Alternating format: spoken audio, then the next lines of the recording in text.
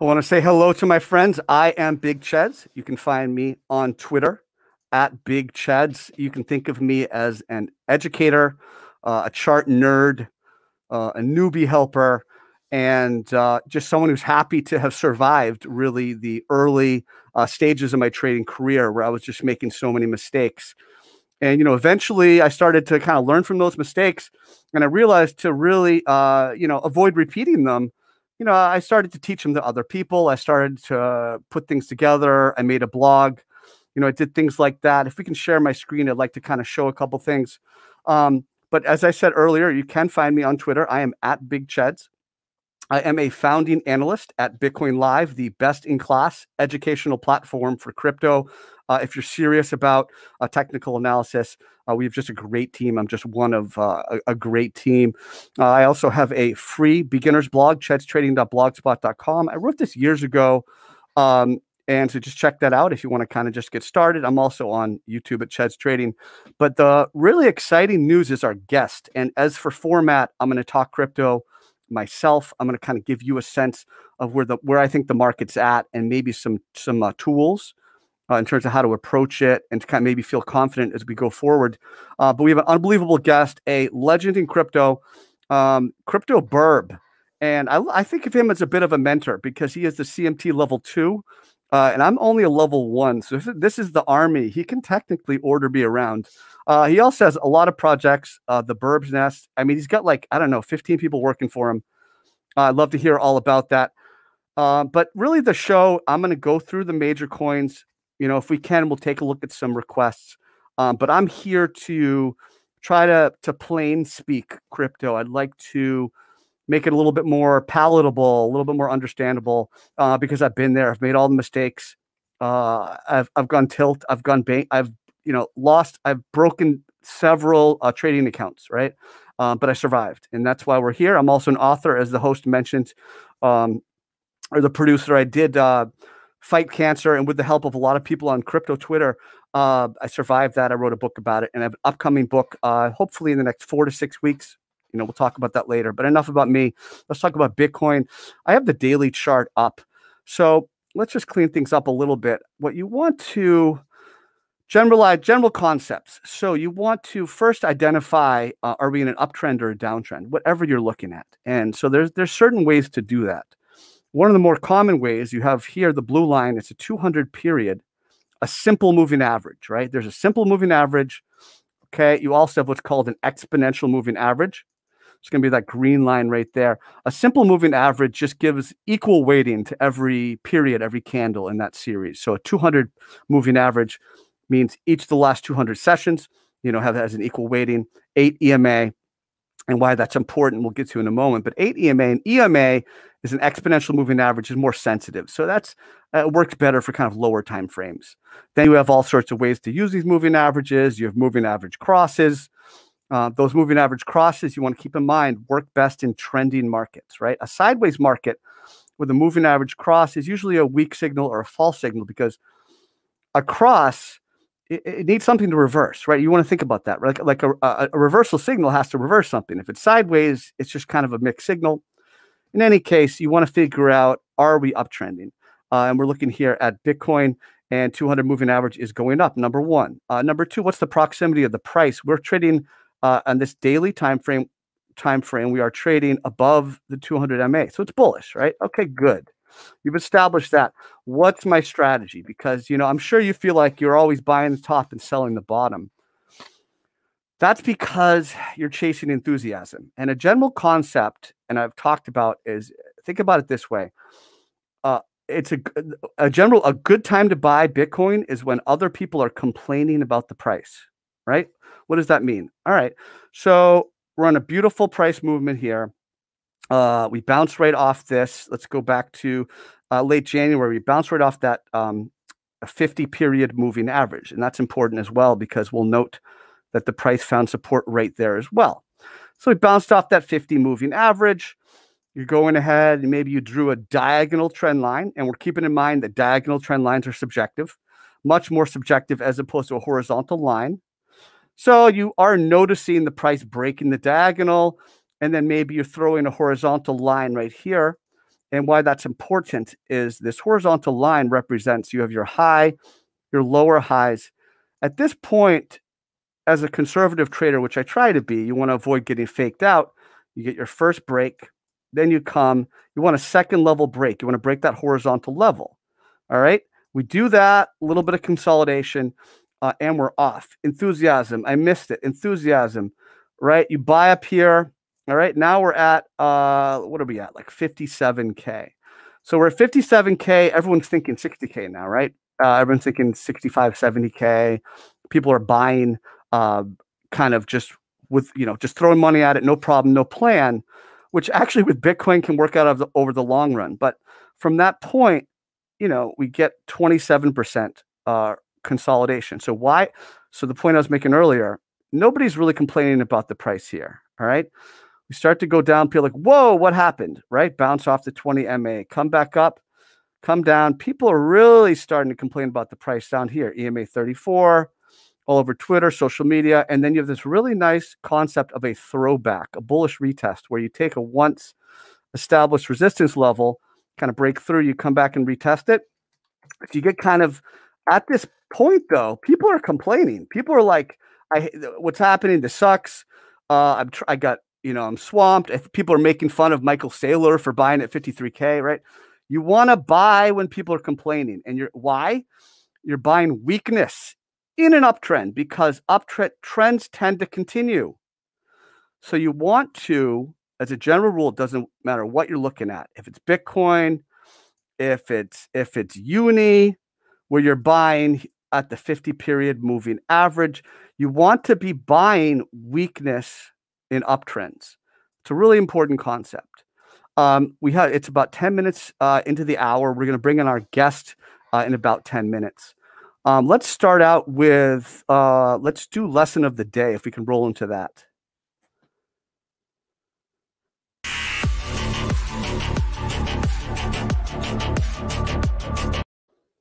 Lesson of the day. It's about emotional mindfulness. If you buy something and immediately feel uncomfortable, there's a good chance you have too much money involved, or you're not confident with the trade idea, whatever the reason be. But if you buy something and you immediately feel uncomfortable, you should probably exit that trade. And you can use that, like, I know it's hard to do. I know it's hard to kind of, monitor yourself. Not everyone can do it, but you got to try to do it. You got to kind of think about what you're thinking about. Be mindful, because you put too much money in, you chased it, that's a sign you probably want to get your money out, manage your risk, because it's all about managing your risk. So, it's one of those things where it's actually a valuable tool, because there's so many mixed signals in trading. But when you buy something and you're uncomfortable, that's not a mixed signal. That's like a red, five alarm fire signal. Like, whoa. Let me just back things up. And there's ways to avoid that. And we can talk about it. I'll talk about my book. We'll talk about it in the show over time, managing your risk, scaling in and scaling out. So, think about that. That's the lesson of the day. Any trade that makes you feel uncomfortable should be closed immediately. Let's go back to Bitcoin. We'll look at the crypto market for just a little bit, and then we'll roll into our wonderful guest. So we talked about moving averages. What I would say to you is, right now, if you're not in, you probably want to be buying a dip. You want to identify a level, and this will be on any chart. You want to identify a level which likely should present a good risk reward. I maintain, and I think the price is really telling us this. And I often say, listen to the price. This is, because I think in my first video, I was talking about how I had a debate with a guy about what moving average was most important on the weekly chart. And I said, 8 EMA. And he's like, no, MA20. And I'm looking back, and really ever since we broke out of the 10K area, it's been this green line, right? And he was talking about a multi-year pattern. What you need to remember is the most recent price action is the most important for support, for resistance. So the closer the price action is in time to kind of the current price action, that's how you should weight it. So the fact that like 4 years ago, the MA20, like that's not as important as what's happened in the last like 6 months in the current condition, in the current supply demand kind of dynamic where, in my opinion, there's just not enough Bitcoin to meet the daily supply. Point I was getting to is what you want to do is identify a level that you want to buy. The weekly chart, we have that 8 EMA. That's been an excellent level. So what I would do is kind of target that. You maybe even just use your horizontals a little bit. You can take the recent lows here of the last few weeks, right around there as well. So maybe kind of hang around that 55K level. The other way to play Bitcoin, and we'll kind of go into the daily chart here. And I maintain, and we'll just wrap up in Bitcoin and move on. I maintain we have kind of most reasonably an ascending triangle type consolidation structure with a rising hypotenuse and a horizontal, supply or resistance area. I would kind of contend we have what's called an out of line move, where it kind of goes early, kind of in the eventual direction of the trend. We have a second attempt. And why it's more likely to break that way is it's an ascending triangle. There's been, I think Bolkowski looked at the numbers in this. It's like 70% breaks north, but goes up, and it makes sense because it's an uptrend. We're probably going to continue. You could draw some type of a rising wedge, or like some kind of, I saw a video maybe like an ending diagonal, but you have to give the edge to the current trend. Like a bear is always going to find a head and shoulders, and it's mostly always going to fail in a strong uptrend, unless it's a continuation head and shoulders, which this one could be, right? You got to give the edge to the current trend. Like you got to stop looking for something to reverse. Instead, observe the trend and then look for signs of weakening if that's what you're trying to do. Ethereum's been just beautiful. It's been really, really strong. We are pretty much in price discovery territory, which means like all-time high, making new highs. Yeah, you have what you want to do in this situation is obviously still buy a dip and maybe identify a level, a reasonable level that the price may get to. If you want to wait and be a little bit more kind of conservative, I think this might be an excellent level, 1930, 1950 area, where you can see the price initially stalling, right in this area, February, and we see it again there, and then you see it again. It breaks through, and then look at that, right? So we have the throwback. A throwback is a bullish retest. So here we have the rejection. Price comes back. It makes a trough, a peak and a trough, and you have a time interval, right? You have a good deal of time in between these two peaks, which makes them significant data points, right? So we have a good data point.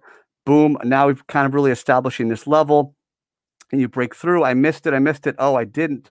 Another opportunity, right? So, hey, maybe we get another one. That's what I would do. Like, I don't chase things. I kind of look at, I try to look at a chart. I try to and I say, listen, I try to listen to the price action. I say it all the time on Twitter. I say, listen to the price action.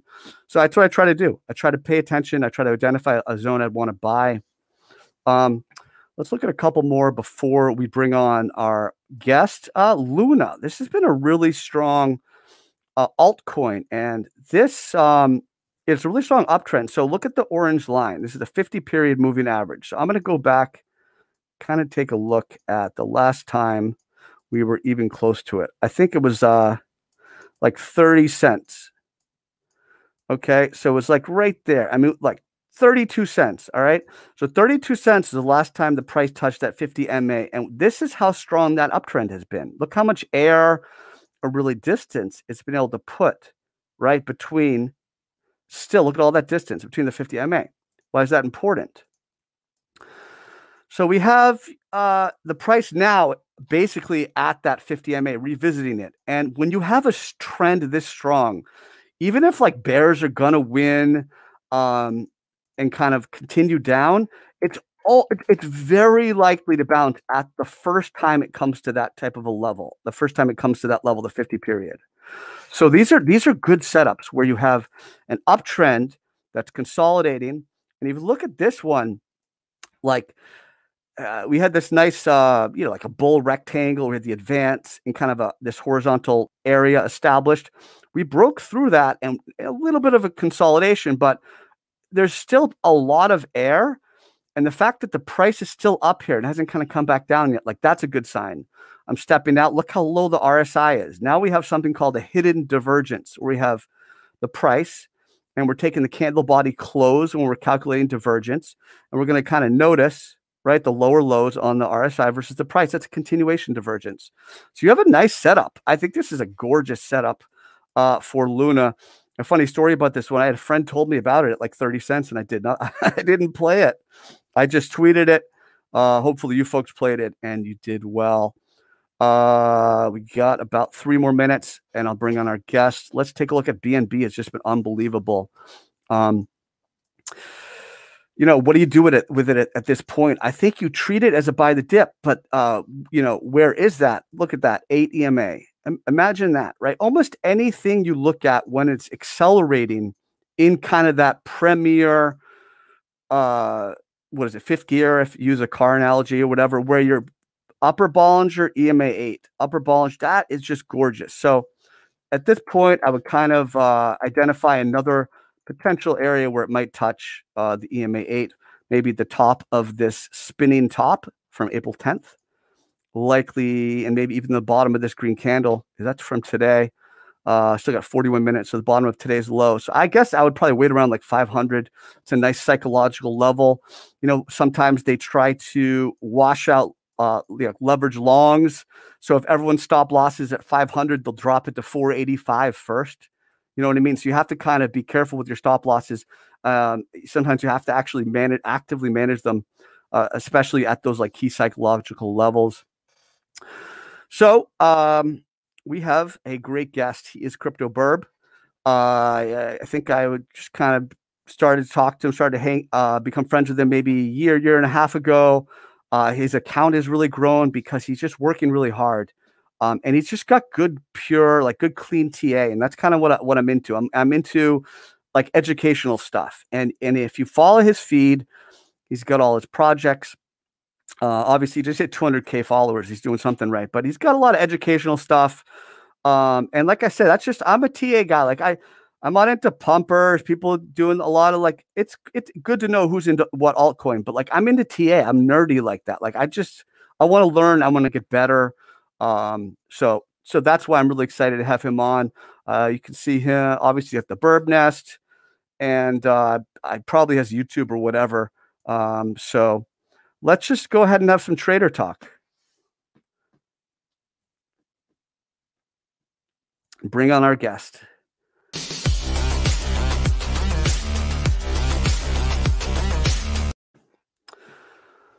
Oh my gosh, folks, it's like what, 4 a.m. right now. And he's in Twitter DMing me, bro, it's like 4 a.m. I'm staying up for you. You're the man. So yeah, we're almost like married. Yeah, it's actually 1 a.m., 1:20, so it's not this bad. But yeah, I'm happy to be here. Happy to have been invited. Thanks for having me. That's pretty good to connect with you. Yeah, dude, I'm really glad to have you. And for real, thanks for staying up. I want to hear all about you, your projects. I want some TA. I want you to, you know, this should be easy. You know, these people a lot of them are new. So you've got that down pat. You know how to talk to these folks. You know, I've got my questions, but just tell us how you're doing, and kind of just a little bit about what's going on right now. Yeah, first of good to see you, buddy. After some break, after some time off. Yeah, for sure. Good jacket as always. Yeah, I'm from Big Jonas. Yeah, that's pretty good jacket, man. Pretty neat. Hell yeah. Besides, I'm very happy, as I said, you know, because as you mentioned, I actually like spreading the knowledge because the knowledge is power, you know, and so many people actually get wrecked in trading, especially in trading or wherever money is involved, because they lack knowledge, right? So the main cure to any major problems is usually associated to some extent with knowledge or lack of it, to be real, right? And again, it's for being a trader, from my sort of like experience, from my point of view, having this sort of like a holistic approach. You know, I myself, for my main background, I'm a chemical technology master of engineering. Besides, you know, I did finish the top school of economics in my country. You know, it was supposed to be in a project management, but apparently I ended up writing quite a thesis on a 90-page long master thesis on Bitcoin technical analysis. So technical analysis is a sort of like a, you know, it's kind of like a 50-50, chances that somebody of the academic degree would agree or deny that. Most of the people who believe in the efficient markets, they would deny existence or work in, the TA having any edge whatsoever. But myself, yourself, we both know that TA works, it exists, it works, it's really useful, and it actually can add up an edge over the rest of the market participants. So, I'm very happy that you had joined me also, on the CMT kind of like path or the certification to grow as towards our main kind of like, designation of the certified market technicians. This is kind of rare in a space, I think, especially in the crypto. Crypto itself is a very immature market, right? We are growing, we're maturing fast, we are very volatile, we are very dynamic. So it's sort of like a small project. It's like a startup, right? This space is full of startups. So it, to some extent, is a one big startup, if you know what I mean. And with me, being, Adrian in real life, right? Or CryPTOBIRB, with my alter ego, let's say, on Twitter, right? Or having being the founder, the head of the Birb Nest in 2017. It's been quite some time, by the way. I personally have noticed from those multiple angles how volatile this market can get, how fast this market develops, how fast the trends emerge, and how fast money can come and go as well, right?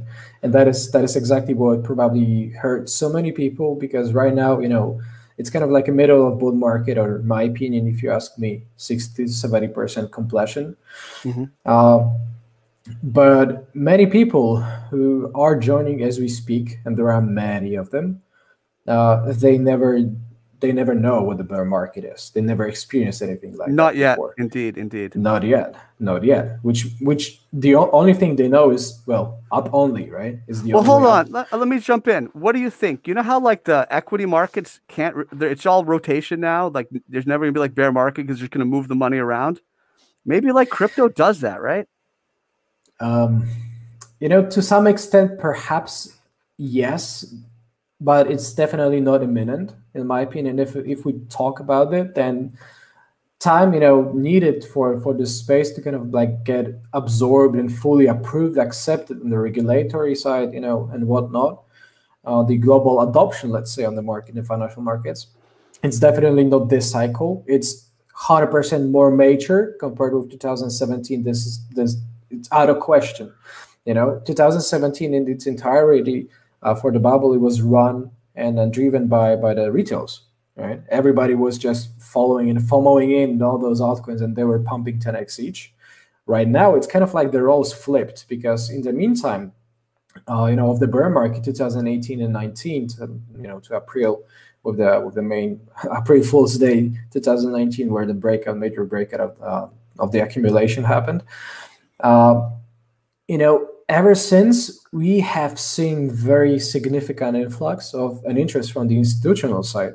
Yeah. And this market is filled with institutions, right? It's filled with institutions, and kind of like a roles flipped upside down. The other day, retails rule. Right now, institutions rule, and retailers are catching up, if you know what I mean. And the major problem is, though, that many are joining late, and majority always join late, right? So that's the main problem, and that's the main kind of like an awareness thing that everybody should come with to the market right now. So who's late? The late retail or the institution? Like in your kind of story here. Both. If you think about it, institutions are people as well, right? Those are the companies, those are the hedge funds. Hedge funds have their own hedge fund managers, as in any other project management firm. We would have certain limits, directions, directives you need to follow, right? And if you don't meet certain criteria, for example, number of trades a month or something, they can just change you for another person. So which pushes too often people to make mistakes trading, right? And this also solves kind of like, at least partially, the question or the issue for why most of the hedge funds underperform against the market. right? So how is that possible if, let's say average yield, every yearly return of the equities is, 10-12%. So how is it possible for the hedge funds actively managed that they actually perform at 6, 7, 8% a year? How is that possible, right? And the answer is this human factor, because people make mistakes. We as traders are kind of like far worse by our nature when we are compared with the bots, with computers, with programs that trade based outside any perception biases, on the contrary to what we do. So I'd like to ask you, that's interesting. So, talk about mistakes. Obviously, you're still trading. I see your feed. You're very active. Like, how about you? Like, what do you keep making? Like, what is the mistake that you're like, I can't believe I just did that? Tell us about that. It's been quite a while. There were many of those, of course. There were many of those, but as I grow as a trader, I keep learning to start with, right? I get my CMT1, I get my CMT2 right now in June. I'm getting my CMT3, although I don't know how I'm going to connect that with wedding because it's almost the same time. So it's sort of like going to be a tough time. But out of question, if you keep learning, if you keep reading those books, I often post on Twitter like different books that I read, be it on the volatility options trading, for example, recently, or intermarket technical analysis with famous John Murphy, one of the best, or the CMT alone, or if you just absorb the knowledge, if you keep learning, I think the success is some kind of like a natural result, natural outcome. You don't need to press too hard because it comes out, naturally. But the problem is that most of the people are too lazy to even just move a finger, to open up a book, to even check the trade before they actually make a trade. So I think that most of the mistakes in the past that somehow hurt my portfolio.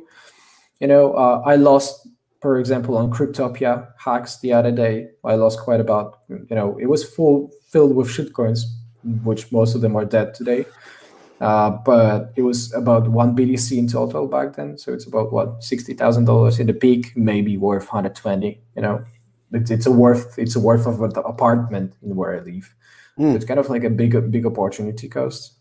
The other day I got scammed on my Ether wallet, which I never use anymore. It was some small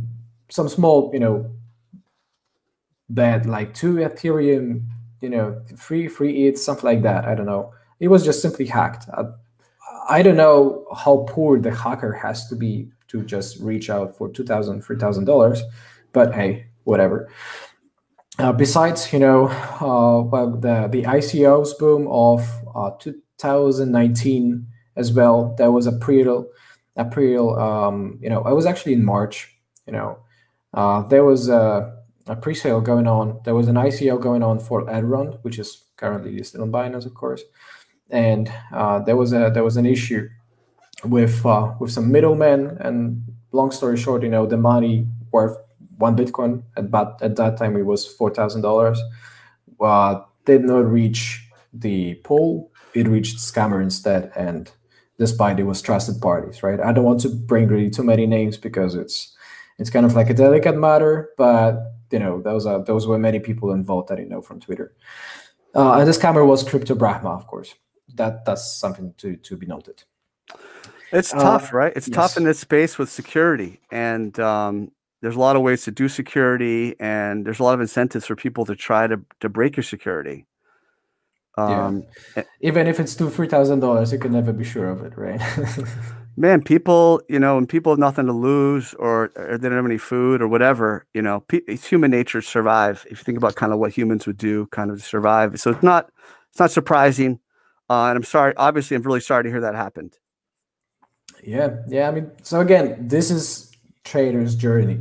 You make mistakes. You're going to. I'm going to get scammed so many times probably in my life. I don't know, but all that I know is when I have a mistake, when I make a mistake, I don't want to commit it twice. So I just do my best to, okay, what I fucked up in the past and what can I improve to make sure this does not happen.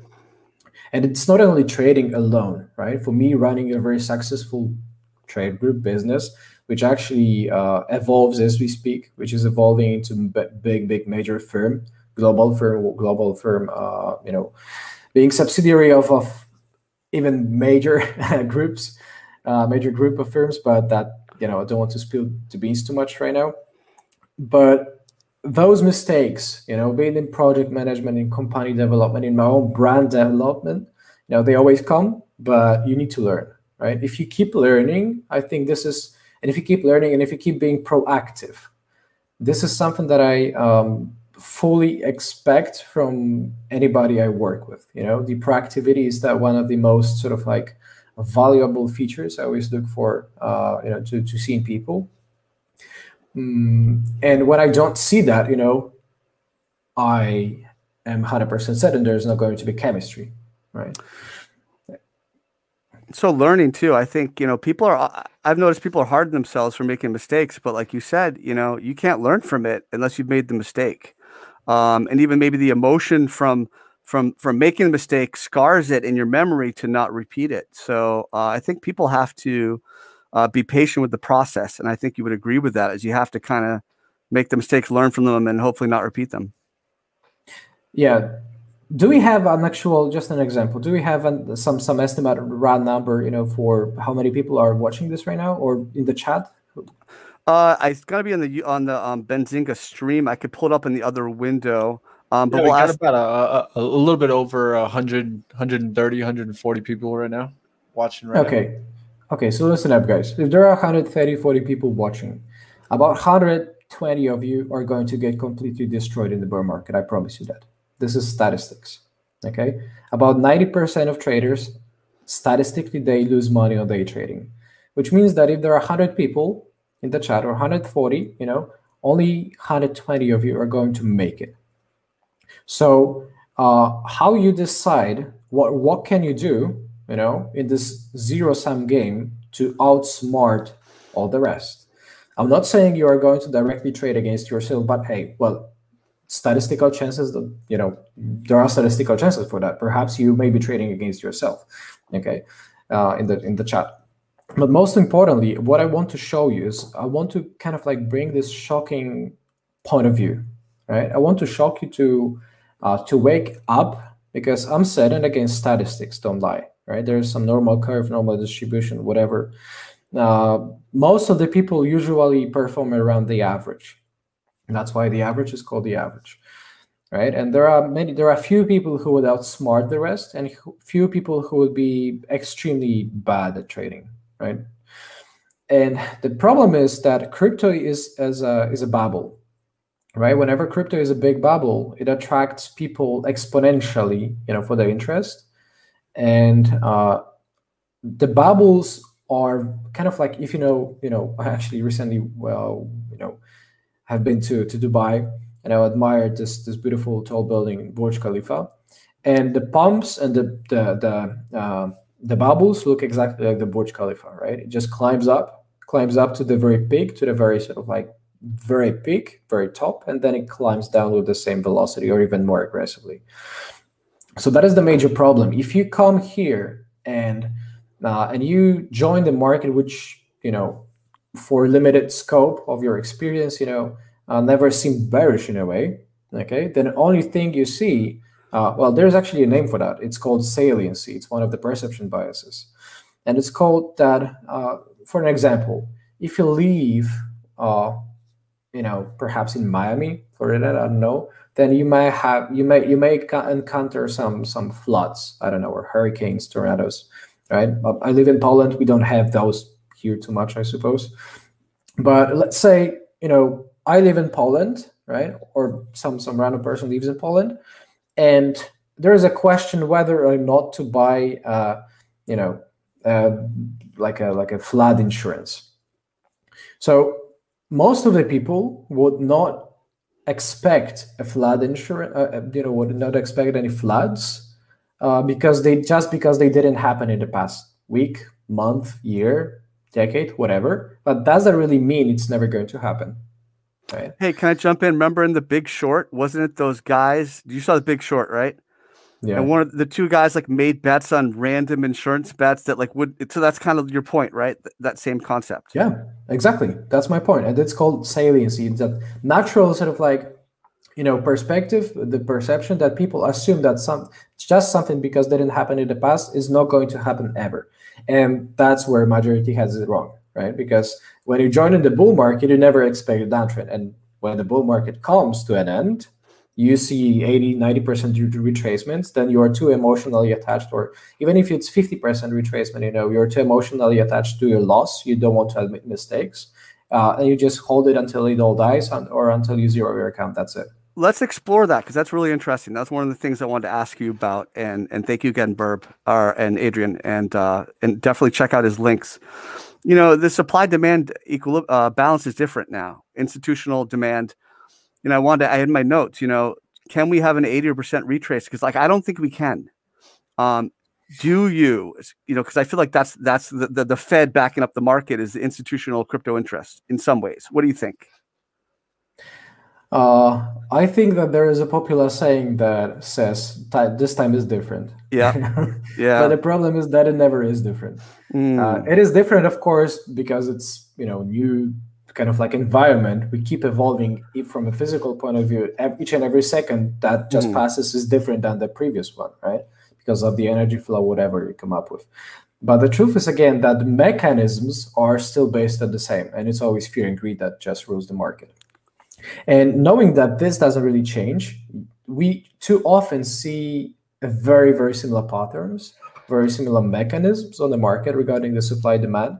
And, there are many institutions right now, but what if those institutions just realize their profits, all of them, just at once, right? This is a cascade dump of 50, 60% on the market, like with just like a click of a finger. Yeah, but aren't they not even counting it on their balance sheets as profit or loss? Aren't they just kind of using it as like reserves? So yes, but I guess what would cause that would have to be some weird double spend or something like a flaw or something, right? They're not just gonna, we broke the lower BB in the weekly. Like they're not gonna do that, Well, no, surprise, right? Yeah, you know what? I mean, as I said, I do know that time is actually different. The environment is actually different. We are evolving constantly, but at the same time, there is no reason for me to not expect 80 to 90% retracements in case, knowing that this is a bubble, and bubbles usually do that. So I am the type of a person who is usually either risk averse or neutrally risk kind of like set. I never gamble. When I see some big money on the table, I just take it. I just realize that I don't want just an average 10x or go big or go home. I don't give a fuck about it. If I have a life-changing money right in front of me, I just take it. But that's me. I ask you, what's your favorite type of trade? I mean, I'd like to know a little bit more about that. I want to ask you what your markets are, how you're defining your risk. Is it a money stop, a percentage stop? Is it always different? And sorry for interrupting you, but I'd love to hear that. No worries. Yeah, this is actually a very good question. I'm a medium-term trader to start with, although I kind of like do some sort of like a hybrid, because I have my long-term crypto investings, which are the crypto holdings, which I never use or touch until the long-term indicators such as net unrealized profit and loss and UPL, for example, displays so on like Glassnode or whatever. So until that flashes that, I'm not really touching my long-term holdings. But besides, I have developed. I developed the other day with the big help of amazing person Signalfy. Big greetings to him. We both developed this kind of like a monster trading system. And many people get it wrong, in understanding or confusing trading system with a trading indicator. So first of all, indicator, its main job is to indicate, is to show you something, right? Usually is to show you, whether the market has some stronger probability or tendency to go up or down. But besides, the trading system is a complete kind of like a business model for you, right? How you're going to make money. And then you decide about the markets, you decide about the entries and exits, you decide about the stop losses, you decide about the position size, you decide about the tactics. If you trade Bollinger Bands or moving averages or Ichimoku, whatever, right?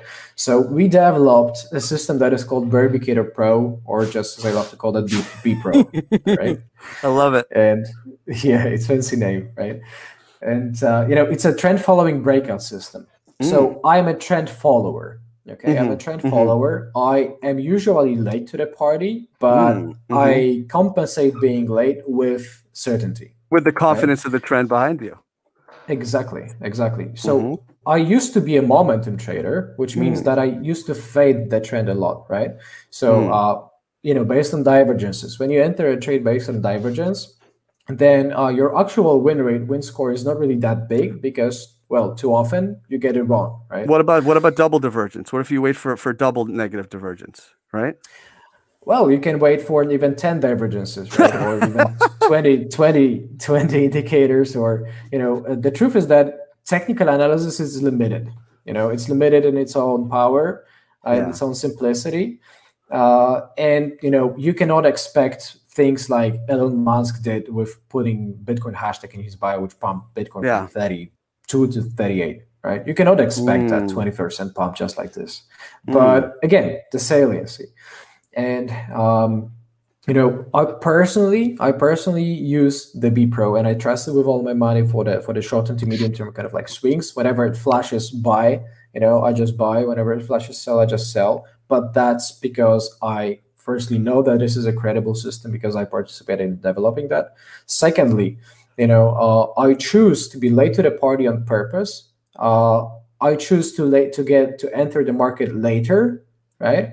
Has less, I do have less ROI, but I don't care because for me, when I'm trading 6-7 figures, let's say, I cannot really make too many mistakes because those mistakes, turn, and evolve into 100, 200, 300,000 losses. And well, as I said, those are all life-changing money. So why would I give it back to the market?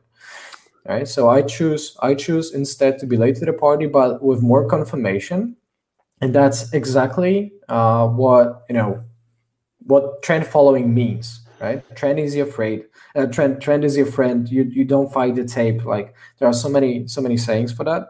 And this is trend following breakout system, which the breakout suggests, like from the Bollinger Bands, that it usually it comes with the volatility question. So if there is some abnormal volatility, then it usually points you to with the breakout direction to what extent the trend is supposed to continue. There's more momentum, more power behind the break, and all that. So I'm interested, and hopefully not too wonky, but how do you feel? Because I don't like to use the RSI for regular divergence because it's bounded, right? It has that absolute limit, right? And I like to use the on balance volume. So how do you feel about using RSI for regular divergence? I use it for hidden, for the continuation. Yeah, I mean, RSI is actually, first of all, it's not as simple indicator as many people would read. No, it's actually quite agile. I think it's quite smart as well. Wilder, while coming up with that, he was trying to find a consensus between the sort of like green days, the bullish days and the bearish days, right? And then he calculates it, compares it to reveal the relative strength of the market of the past sessions, past periods, whatever. But most importantly, me being the momentum trader back more in the past, although I still track the momentum, of course. But I track the momentum not really anymore with regards to the reversals, but more of a trend strength, right? So it's kind of like two different angles. And honestly speaking, I do involve RSI in the B Pro, right? It's kind of like they're involved, and whenever it comes, I can actually just show a screen if you want. Yeah, we'd love to see that. Please take us through that. Yeah, let's see. Hit that thumbs up, folks. We love having you watch. Thank you. Yeah. Assuming you guys see the screen well. Yep. This is a B Pro. This is Barbicado Pro, right? Mhm. And it has a full sort of like a variety of tools that it brings. And as I said, this is a system which brings entire world of indicators. It's not just one indicator, right? And most importantly, you have the momentum waves, the colorful ones, right? And whenever the trend gets bigger like this, whenever the momentum gets bigger, right, the trend usually, peaks when the momentum peaks as well. Like the bands, like the Bollinger Bands, right? Yeah, exactly. To some extent, in some yes. ways, Bollinger Bands are based directly of the standard deviations, deviations to the upside and downside against the median. But here we are talking about the ATR, right? And the ATR is an average true range, which is defined of the true price, which kind of like takes the high, low, and close of a session and divides it by 3 to come up with a real price. That's the real price, something like this. But one way or another, I personally choose to set it because you can choose whether, if you are a momentum trader, you can just leave the momentum alone and trade just based on the momentum. And whenever it peaks, whenever you see some abnormal kind of like a abnormal peak, and you see that there is a tendency is changing, right? That you see that it's starting to kind of like make lower highs, and it's starting to kind of like contract, then the momentum is weakening on average, right? Which may be an indication for you to somehow just leave or not. On top of that, you can also tune in this entire system with regards to what kind of like trend settings you want. If you are a short-term trader, you can go near. It's going to show you many more trends. Many more signals. More sensitive, but then less credibility, right? Because as I said, I do apply a lot of lag for the trend length. By the way, that's how my wife would describe me, as more sensitive and less credible. I just wanted to. Yeah. Exactly. My wife. That's what my wife would say about me. But go ahead. Maybe, I don't know. No, trust me. She thinks I'm less credible. Sorry about that. Go ahead. I love it. Yeah, and if you're a momentum trader, you can fancy trading momentum with it. If you are a simple trader or simple trend follower, just like I am, I have it all for the trend following, and the main average, the hybrid average that we have, is the main trend navigation. But most importantly, again, if you play the bands, then the bands often show you where the trend is kind of like exhausted here, or when it's exhausted here. All of those marked colored areas are meaning the trend. The RSI per se is exhausted, is in the oversold or overbought. You can easily spot that as well on the lower time frames, right? Oversold. Again, if you're a momentum trader, are you using 20 or 30? Are we going 30 or 20 on that? For the RSI, it's usually 20. Yes. Oh, so you use it right, because a lot of people 30-70 and people do 20-80, right? Sometimes. No. I mean, if you that you can somehow edit that, of course, right? It's up to you, because as I said, you can manipulate as many aspects as you want. You can come up with view up trend lines based on the volume, so many options. But again, for the RSI settings, both, as far as I can recall, are 80-20.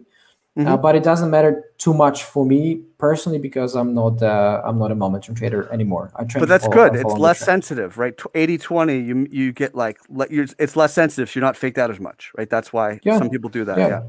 Yeah, of course. If I ever use RSI, I always go for 80-20 for sure. Interesting. Very interesting.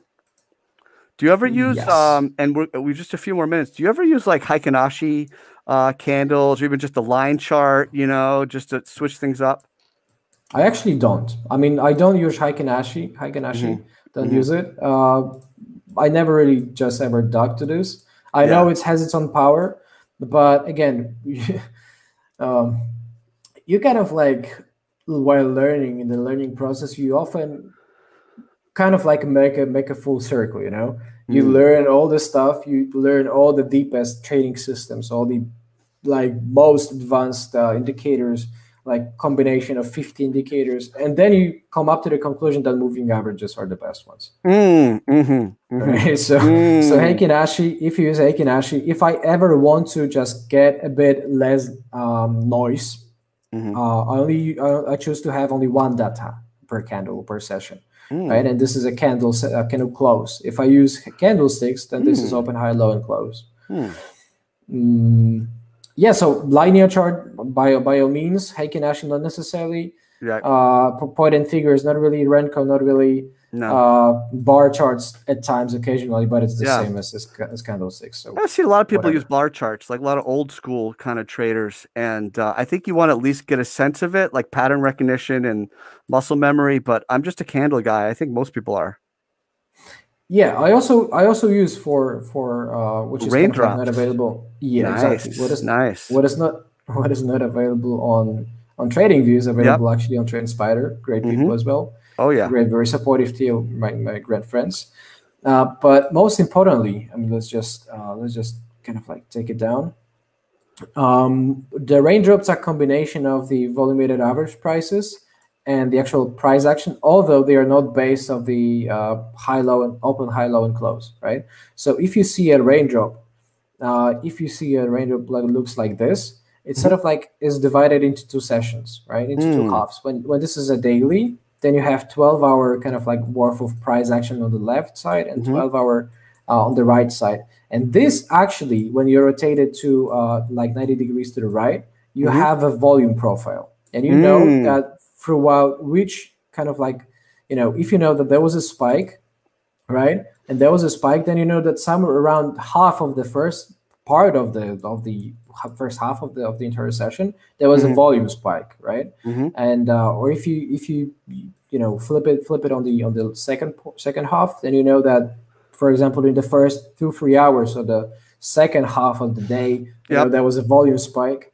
Besides, you have a volume-weighted average prices, on both sides, on both ends, which is really nice tool to embed volume and candles, although not necessarily directly open, high, low, and close values, which you'll see. Instead, it brings the matter and the understanding of the volume. And this is what I definitely like to use at times as well. I love it. I love having you on. If we can kind of kick things back, I listen to you, man, and I realize how far I have to come. I probably feel how people feel when they watch my videos. I listen to you. I'm like, man, he's good. And that, I'm like, oh, that sounded smart. Why can't I explain things that way? So and it's almost 2 a.m. and that's still my brain is still. Well, you know burning, why? so It's because you enjoy it. It's a passion. If you want to get good, you have to be passionate about it. You either do it or you don't do it. Like whatever Yoda said, there is no try. I mean, that's the truth. And with volume, 100%, you want to see where those spikes are because you want to identify, levels of significance where the battles were fought, because oftentimes that will come in the future. But want to say goodbye to our folks, point them to something they should, whatever. We're just happy to have you, but just say goodbye to the folks. It was an honor. Yeah, goodbye, folks.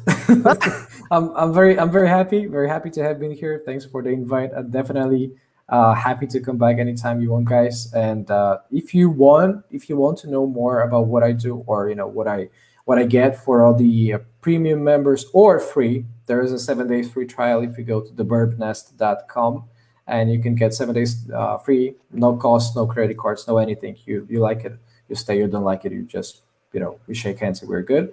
And if you have any questions, just drop me a DM on Twitter and I'll get you sorted. He is on Twitter, of course, at CryptoBirb. I love the guy. Check out his stuff. Thanks, man. Get some sleep and really appreciate it. Thank you so much. Much loves. All the best. All right, dude. Thank you so much. I really do appreciate having him on. I'm going to share my screen real quickly and wrap things up. Hit that like button. Thank you to Benzinga. Thank you to you as the viewer as well. You're making this possible. That was Burb. You can find him on Twitter at CryptoBirb. He's got the Birb's Nest, of course. I am Big Cheds. You can find me on Twitter at Big Cheds. I'm a founding analyst at Bitcoin Live, the best-in-class educational platform for crypto. If you're serious about learning, check that out. Check out my blog, chedstrading.blogspot.com. If you're new, and Cheds Trading on YouTube. Just to wrap things up here on Bitcoin, you want to identify a level at which you'll be comfortable buying if things do kind of pull back. because Bitcoin tends to do that. You tend to get these moments of enthusiasm. You kind of come back, and you want to kind of try to pay attention when you see other people starting to panic, other people starting to worry and complaining. And that's when you want to start to put your funds to work. You know, it's a really important general principle. You want to be buying weakness and selling strength. Now, if you're a long-term investor, you can dollar cost average. You can buy some every week, every month, every 2 weeks, whatever your strategy is. You can approach things that way. I would just point out some levels that you would want to pay attention to. So kind of a short-term level that has importance, in my view, is the 200 period moving average on the 4-hour chart for Bitcoin. So when you want to use a moving average, you want to listen to the price. Man, I'm just thinking how dumb I sound compared to Burb. He was so smart. It was great to have him. But anyway, you want to listen to the price and you want to see what it's telling you. And it's telling you it has some play here.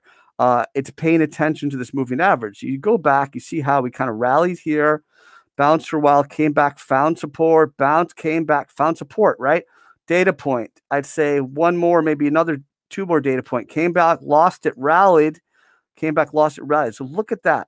That 200 period moving average is a buy the dip zone on the 4-hour. It doesn't mean it's just going to bounce right off of it, but that's an area that you want to start to look. You also want to pay attention to the weekly chart, to the EMA 8 on the weekly chart, as well as the daily chart, that 50 period moving average. I think that is definitely critical. We're just getting ready to wrap things up. I am very happy to be here. I'm honored. It's wonderful to be working with Benzinga. We're bringing on guests. I know I'm learning a lot, and we have a wonderful space. There's a lot of folks you can learn from. I would say never hesitate to ask me, ask someone else. They may not always respond or get back to you, but there are a lot of people who will. It's a great space. I'm happy that you're involved in it and happy that you're part of it. And I'm happy that I'm part of it. I'm having fun. I'm trying to learn. So stick it out. Keep fighting. Keep learning. You need to learn from your mistakes, and you'll get there one day. But thanks again for another great episode of Making Bread with Cheds.